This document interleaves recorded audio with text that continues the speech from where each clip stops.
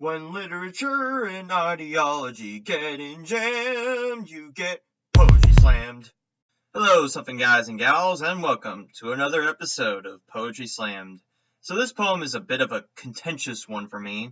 It got much airplay on the Drunken Peasants podcast, episode number 306, and much to my chagrin, they enjoyed the poem. Not that it necessarily got its point home, but that the speaker in question felt impassioned by what they were saying. That it wasn't coming from the same position of entitlement. But I would like to quell that theory.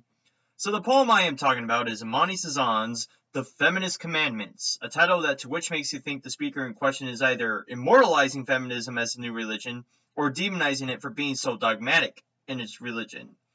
As with my debut episode on Elisa Chavez, we will go through the poem in response format, critiquing parts of what the speaker is saying, if they believe it, and if they even manage to put it in the format of a poem instead of this slant spoken word format.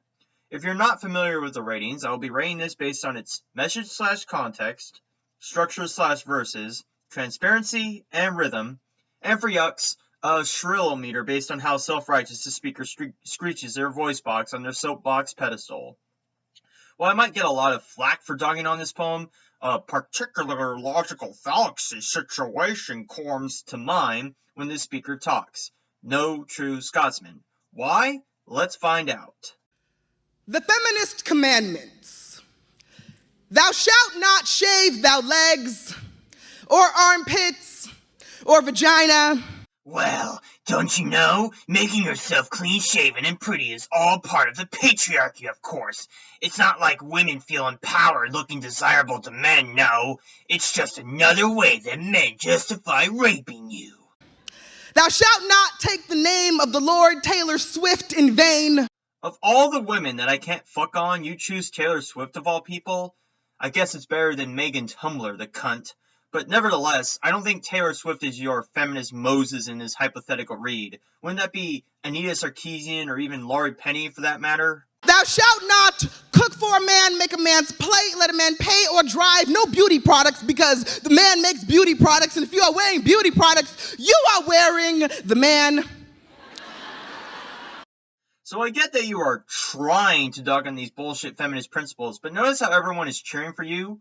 That's because they unironically follow these commandments and don't seem to understand that you are pile driving them to the ground. I think you really should have hit the feminist talking points below the belt instead of playing it safe like you, because if you did, guess what? You wouldn't be in the fucking slam poems. You'd be a race traitor, a internalized misogynist, a whatever unfalsifiable hypothesis. At least your voice isn't too grating, I guess. Thou shalt not break any of these commandments, lest you be banned from the Church of Latter-day Feminism. If we're going to rally on the analogy of commandments, wouldn't you be committing an act of heresy on behalf of feminism for daring to call it out for its faults? Instead of them putting the burning T on your lawn, they'll put a lowercase f on your lawn in this instance. I'm a feminist, but... No ifs, ands, or buts. It'd be like if I said, I'm a Christian, but... If you side yourself with an ideology that predicates itself on the similar phrases of God or the Bible, you have to disavow those who make your movement fucking garbage. It's like how most modern Christians disavow the Westboro Baptist Church, or how the Vatican doesn't disavow the pedophiles in their church. So I ask you, since you are a feminist apparently, how are you going to go about dealing with the religious nature of feminism? Oh, I know. They're not true feminists.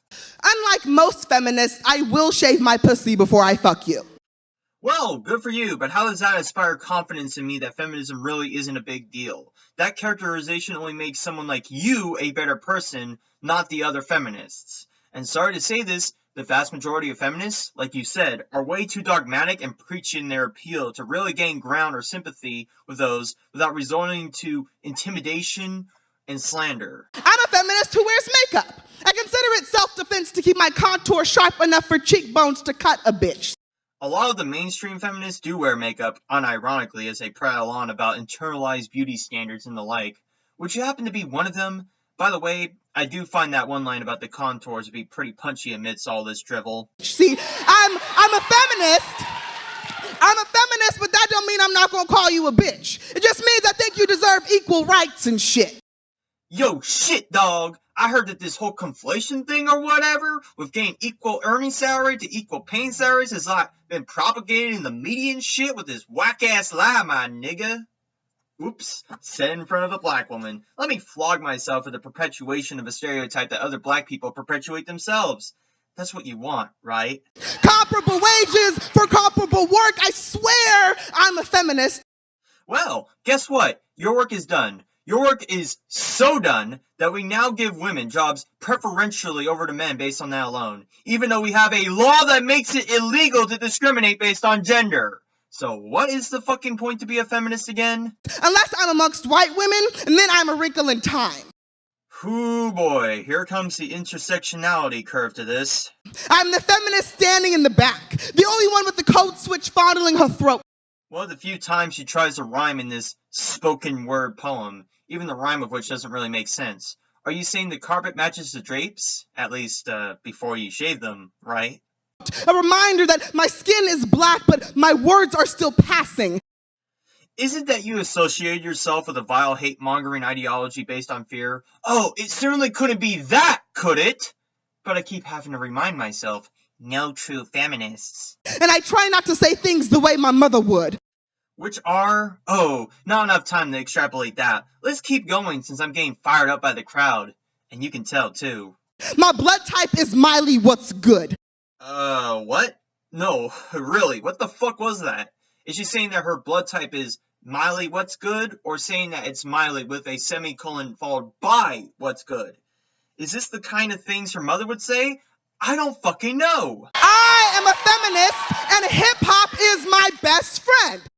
It's a warm-hearted misogynist who loved me till the end. Is hip-hop a feminist? Sometimes. I would go to say never, since it constantly objectifies women, and as feminism goes, if you objectify women, that's misogynist. Notice that she dodges that part because she would actually have to go out of her way to disavow her own movement just so that she can go back to enjoying some Dr. Dre or Snoop Diggity Dogg. When she could be like me and say that she doesn't care, since it's entertainment, and they're just peacocking, if anything. But intersectionality is a contradiction I call home. You are a fucking contradiction by that measure. Sure, I'm not going to deny that a lot of the feminists who claim to speak out for you are really in it for themselves, but that's for all feminists, just like yourself. Their skin color is not the reason they do that. They want to boost their individual ego with this moral grandstanding, and be it black, Asian, Latino, or demi-queer dragonkin they have to undermine, they'll do it. A swap meet where I trade my womanhood for bamboo earrings and a baseline. Oh, you go, girl! But this just adds more questions as to why you don't distance yourself from a movement that clearly has lost its point. If you were to add an asterisk to that and say that you are like a second or first wave feminist in mind, it wouldn't be such a demonstrable thing to ongoers. You very clearly know there are a lot of bad apples on this tree, and yet you are the one fresh one to say that you can save this tree from itself. Well, sorry to say this, but too late. And still, I choose feminist. Some days I'm a queen, some days I'm a hoe, both days I am Imani. Is McQueen and hoe code words for race traitor, or is she a tranny too? Both days I do not need the guise of royalty to anticipate respect.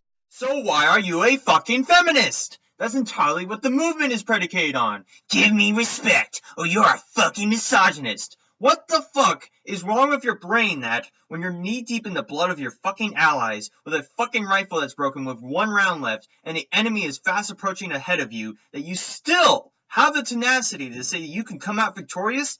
How? Both days I am fighting to be black and human. Maybe you should just fight to be human.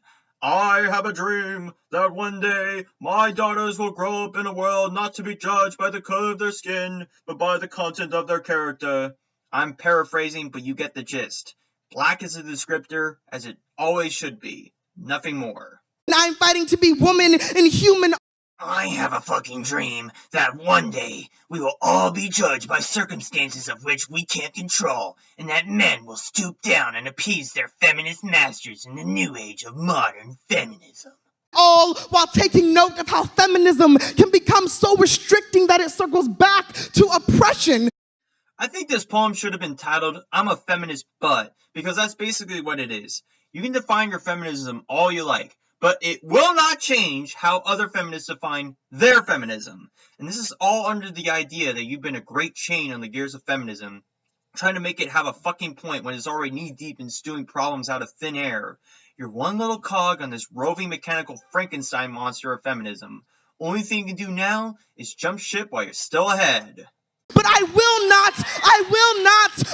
not follow your feminist rules. I will not bow to your white feminist god. She wouldn't hire me anyway.